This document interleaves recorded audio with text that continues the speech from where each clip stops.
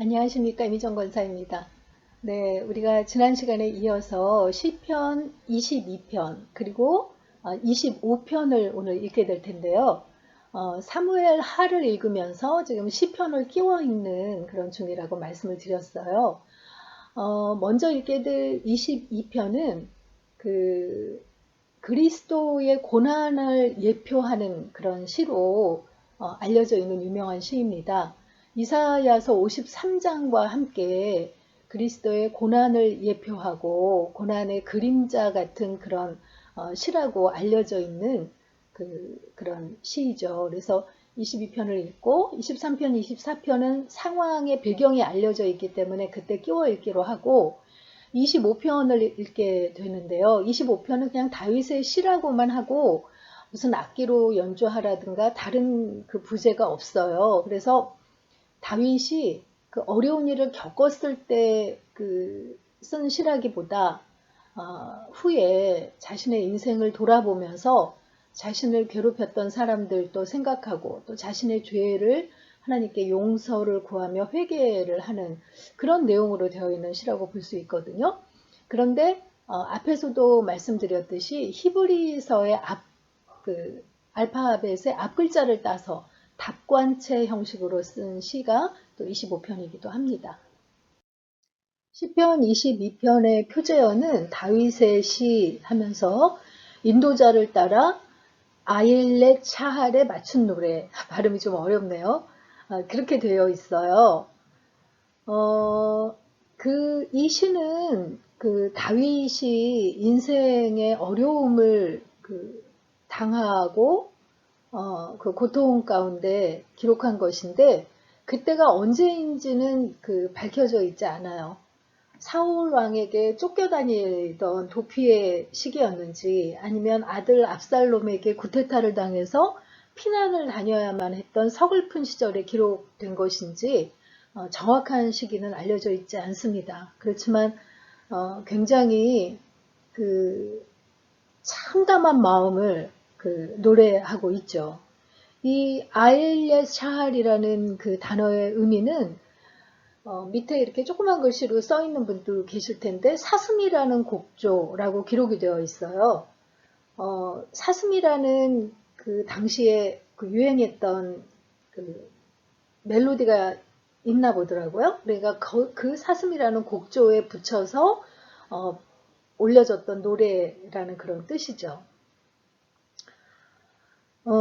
굉장히 참담한 마음을 올려드리는 이 시가 그리스도의 고난에 대한 그 예표로서 올려진 예언적인 그런 시로서 지금 알려지고 있는 거죠. 그래서 1절에 내 하나님, 나의 하나님, 나의 하나님 어찌하여 나를 버리셨나이까 하는 이 구절이 바로 예수님께서 십자가 위에서 하나님을 향해 호소하신 엘리 엘리 라마 사박다니 하는 그 구절이잖아요. 다윗은 하나님이 강하고 능력이 많으신 분이신 걸 알고 있잖아요. 그리고 하나님은 하실 수 없는, 능치 못할 일이 없는 분이신 걸 알고 있는데도 지금 자기가 아무 도움도 받지 못하고 있는 그런 상황이라는 거를 이렇게 표현하고 있는 거죠. 어찌하여 나를 버리시나이까. 이렇게 고백하고 있는 거예요. 사람에게 버림을 받는 것도 참 비참한 기분인데 하나님께 버림을 받았다는 느낌이 드는 거는 비교할 수가 없겠죠. 정말 좌절감과 절망스러운 말로 표현하기가 어려운 그런 감정이 들었을 거라고 생각이 돼요. 다윗이 낮에도 부르짖고 밤에도 눈물을 뿌리며 기도했지만 하나님께서 응답하지 않으시고 외면하시는 것 같아서 그 절망스러운 것을 이렇게 표현하고 있는 거죠. 예수님께서도 온 인류의 죄를 대신 짊어지시고 십자가에 매달려 있는 그런 처참한 그 심정일 때 하나님께 이렇게 그냥 솔직하게 고백하는 그 구절이기도 합니다. 다윗은 그 당시에 자기 스스로가 어떻게 느껴지는지, 주변 사람들이 자기를 어떻게 생각하는지 이렇게 표현해요. 그 6절에 보면 나는 벌레요 사람이 아니라 라는 그런 그 표현을 하고 있거든요. 사람들이 자신을 쳐다보는 것이 사람을 그 바라보는 눈이 아니라 마치 벌레를 바라보는 것처럼 그렇게 쳐다보고 있다고 하나님께 호소하는 그런 장면이죠. 하나님 하고 하나님을 입에 달고 살더니 참 꼴 좋다. 이런 식으로 사람들이 벌레 취급하며 자기를 바라보는 것 같다고 그렇게 이야기하고 있는 거예요. 예수님께서도 십자가에 달려 계실 때 사람들이 너가 정말 메시아면 거기서 내려오라고 정말 그 조롱하며 예수님을 그 참담하게 했었잖아요. 그때의 심정이 이랬을 것이다 라고 이제 다윗의 고백을 통해서 우리가 연결시켜 볼 수 있는 거죠. 그 22편 12절에 보면 많은 황소가 나를 에워싸며 바산의 힘센 소들이 나를 둘러쌌으며 라고 표현하고 있는데 우리가 이제 소 하면 굉장히 온순한 동물로 생각하잖아요. 근데 동물의 왕국 같은 데서 보는 들소, 그 야생소들은 정말 거칩니다. 들소하고 사자가 1대1로 붙으면 사자가 이길 수 없다고 해요. 그래서 들소 한 마리를 먹잇감으로 잡으려고는 최소한 6, 7마리의 사자가 무리를 지어서 한꺼번에 달려들어야 잡을 수 있다고 이렇게 하거든요. 여기 또 바산의 힘센 소라고 하고 있는데 이 바산이라는 거는 요단강 동편의 그 길르앗 지방 그 위쪽에 지역인데 굉장히 목초지로서 그 목축이 잘 되는 곳이거든요. 그런데 거기 그 바산의 소들은 굉장히 그 거칠고 그 포악한 성격의 그런 그 소들이 자라는 곳으로 알려져 있어요. 그래서 그 소들이 나를 둘러싼 것 같고 그들이 그 입을 벌리는 것이 마치 부르짖는 사자 같으니다 하면서 대적들의 그 자신을 향한 그런 공격이 이렇게 그 아주 매섭다는 거를 표현하고 있는 거죠. 그러면서 17절에서 내가 내 모든 뼈를 셀 수 있나이다. 그들이 나를 주목하여 보고 내 겉옷을 나누며 내 속옷을 제비 뽑나이다. 라고 고백하고 있어요. 뼈를 셀 수 있다는 표현은 왜 우리가 피골이 상접했다고 하잖아요. 이렇게 그 말라가지고 그 살이 딱 뼈에 붙으면 이렇게 뼈가 드러나면 그 뼈가 몇 개인지 이렇게 셀 수 있을 정도로. 그러니까 얼마나 지금 어려운 상황인지. 그리고 그들이 나를 주목하여 보고 내 겉옷을 나누며 속옷을 제비 뽑나이다 라고 하고 있는데 겉옷과 속옷을 다 빼앗긴 굉장히 극도의 수치를 당하고 있다는 그런 그 표현이죠. 그 다윗이 이런 그 상황을 실제 겪었다는 이야기는 성경에 없어요. 그런데 성경에 이런 표현이 나온 곳이 있잖아요. 신약에 예수님께서 십자가에 못 박혀 돌아가실 때 그 로마의 병정들이 예수님의 겉옷을 나누고 속옷을 제비 뽑는 그런 그 장면이 그려지고 있거든요. 그래서 정말 그때의 상황을 그 보는 것처럼 이렇게 예표의 시를 다윗이 고백하고 있는 것을 볼 수 있는 거죠. 그러면서 이제 하나님은 다윗은 하나님께 나의 주님 멀리하지 말아 주십시오. 어서 빨리 나를 도와주십시오. 원수의 칼에서 내 생명을 건져 주십시오. 하나뿐인 나의 목숨을 개의 입에서 빼내어 주십시오. 사자의 입에서 들소의 뿔에서 나를 구하여 주십시오 하면서 도와달라고 아주 간절히 그 이야기를 하고 있습니다. 그러다가 24절에 다윗이 반전의 고백을 합니다. 계속해서 하나님께 하소연하던 다윗이 불현듯 깨닫게 된 것이죠. 자신이 고통의 과정을 겪고 있는 게 하나님께서 나를 외면했기 때문이거나 버렸기 때문이 아니라 자신의 기도에 응답하시며 지금 함께하고 계시다는 것을 다윗이 깨닫게 된 거예요. 하나님 앞에 자신의 힘든 것을 토로하고 고백하다 보면 그 하나님께서 그것을 귀 기울이시고 자신을 만지고 있는 것을 반드시 경험하게 되는 것이 우리 믿는 사람들의 경험이잖아요. 그래서 다윗도 그런 고백을 지금 하고 있는 거죠. 그는 공고한 자의 공고를 멸시하거나 싫어하지 아니하시며 그의 얼굴을 그에게서 숨기지 아니하시고 그가 울부짖을 때에 들으셨도다 하고 그 고통의 고백을 들으시는 하나님을 이렇게 고백하고 있는 거예요. 그러면서 26절에서 겸손한 자는 먹고 배부를 것이며 여호와를 찾는 자는 그를 찬송할 것이라 라고 고백하고 있어요. 겸손한 자라는 거는 자신의 힘을 의지하는 게 아니라 오직 하나님만을 신뢰하는 사람이잖아요. 하나님을 신뢰하는 사람을 반드시 배부르게 하시는 분이 하나님이라는 거죠. 그리고 여호와를 찾는 자를 찬송하도록 하나님께서 인도하실 거라는 그런 확신에 찬 고백을 하고 있습니다. 그래서 이 시편의 마무리를 땅의 모든 끝이 여호와를 기억하고 돌아오며 모든 나라의 족속이 주님 앞에 예배하리니 와서 그 공의를 장차 백성에게 전하며 주께서 이를 행하셨다 할 것이로다 라고 마무리하고 있어요. 하나님께 버림받은 것 같이 처참한 상황에 있었을지라도 하나님을 바라봄으로 그 찬양을 올려 드리는 그런 것으로 지금 마무리하고 있는 것을 볼 수 있습니다. 예수님께서도 십자가에 달리셔서 나의 하나님 어찌하여 나를 버리셨습니까? 라고 하셨지만 마지막에는 다 이루었다 라고 말씀하시면서 사람들의 그 조롱을 당하면서도 십자가의 구속의 사역을 이루신 것을 보게 되는 거죠. 그게 하나님 아버지께서 그 예수님과 함께 하셨다는 그 증거라고 할 수 있겠습니다.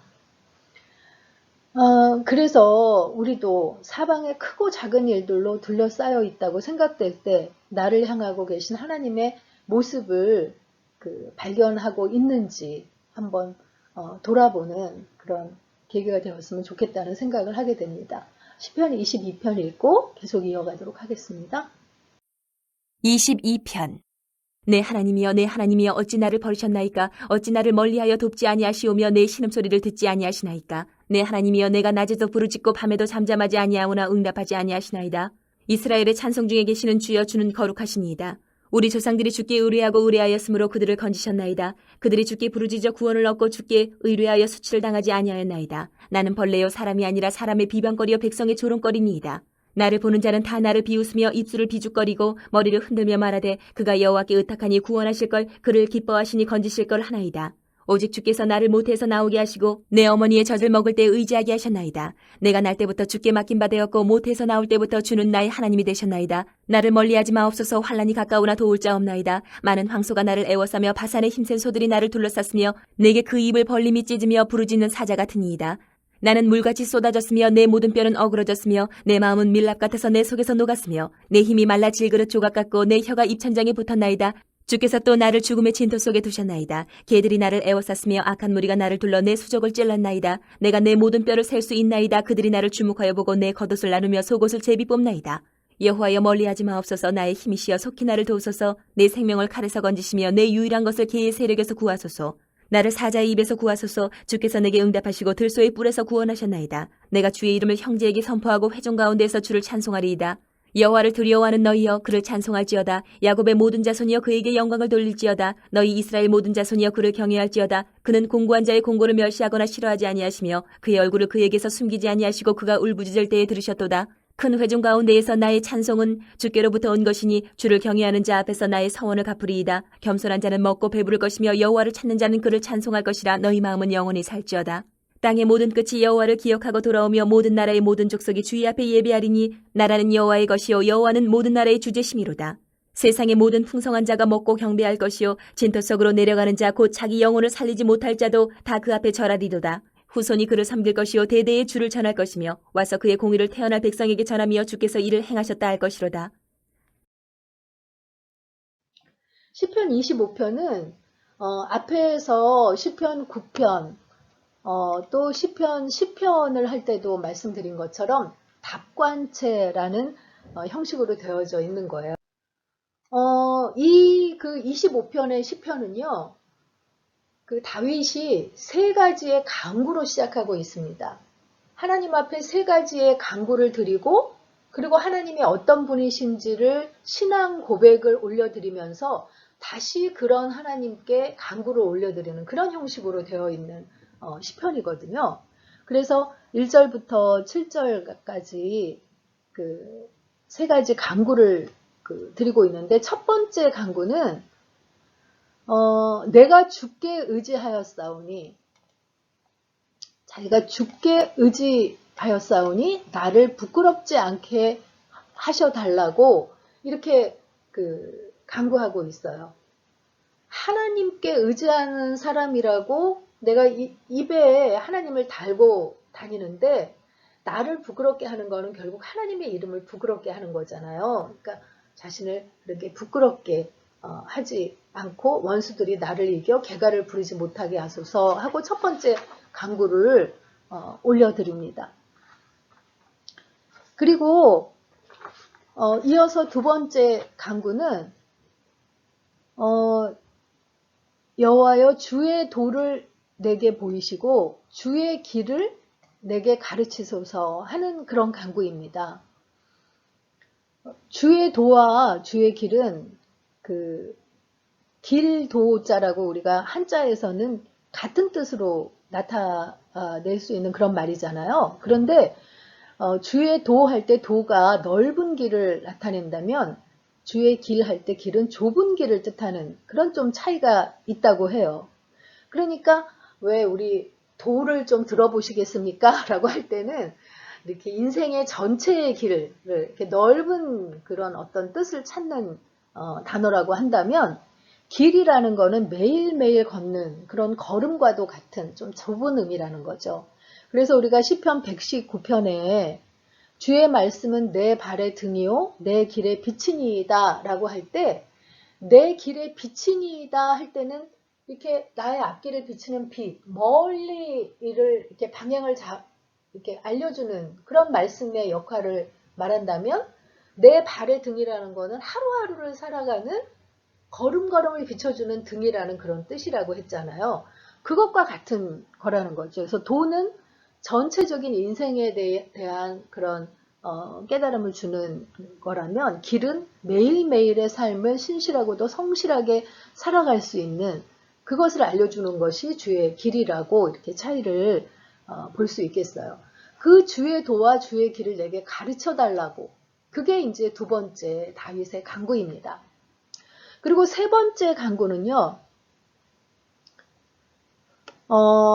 여호와여 내 젊은 시절의 죄와 허물을 기억하지 마시고 자기의 허물을 기억하지 마시고 뭐를 기억해야 하냐면 주의 인자하심을 따라 주께서 나를 기억하시되 주의 선하심으로 하옵소서라고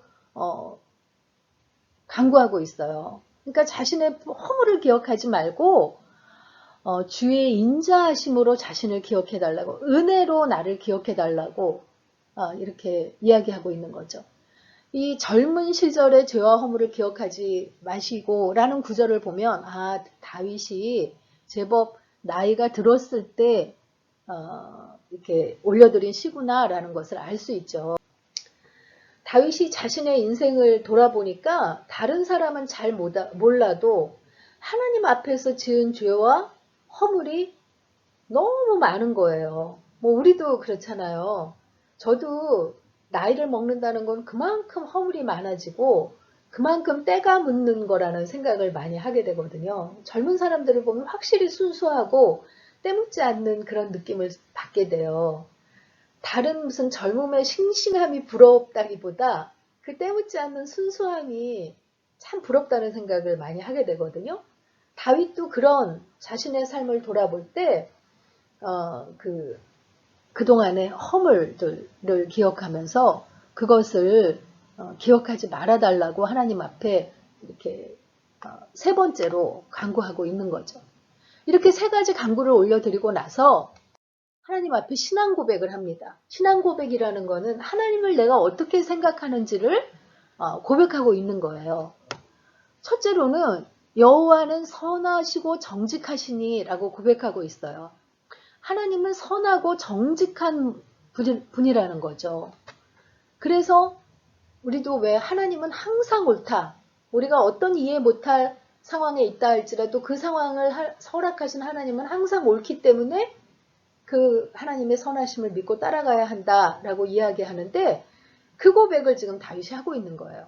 그리고 두 번째로는 어떤 고백을 하고 있냐면 여호와의 친밀하심이 그를 경외하는 자들에게 있으며 그의 언약을 그들에게 보이시리로다 하고 신앙 고백을 하고 있어요.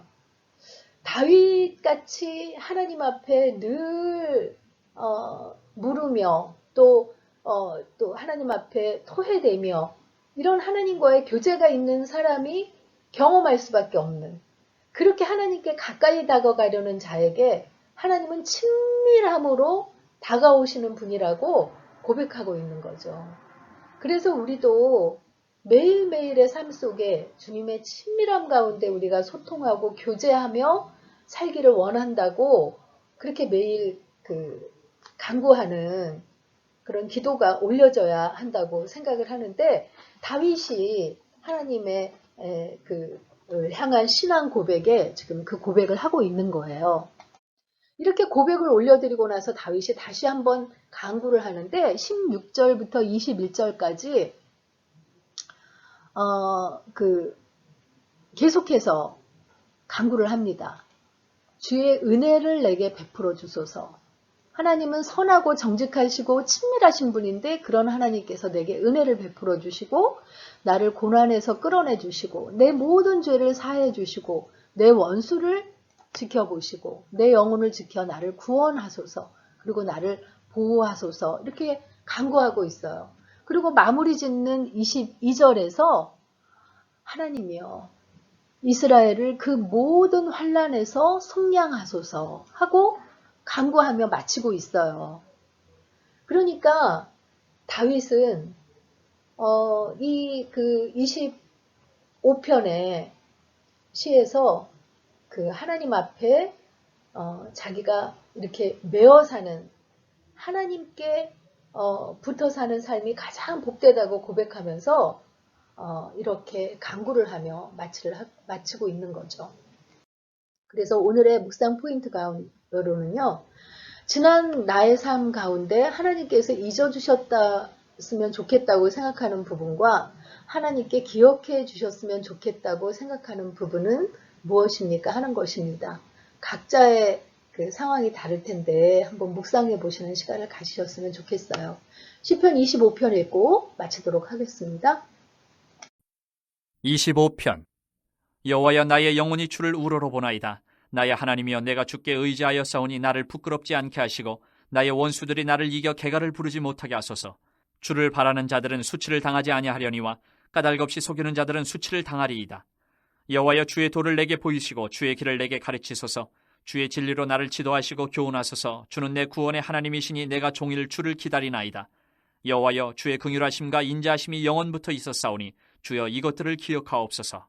여호와여 내 젊은 시절의 죄와 허물을 기억하지 마시고 주의 인자하심을 따라 주께서 나를 기억하시되 주의 선하심으로 하옵소서.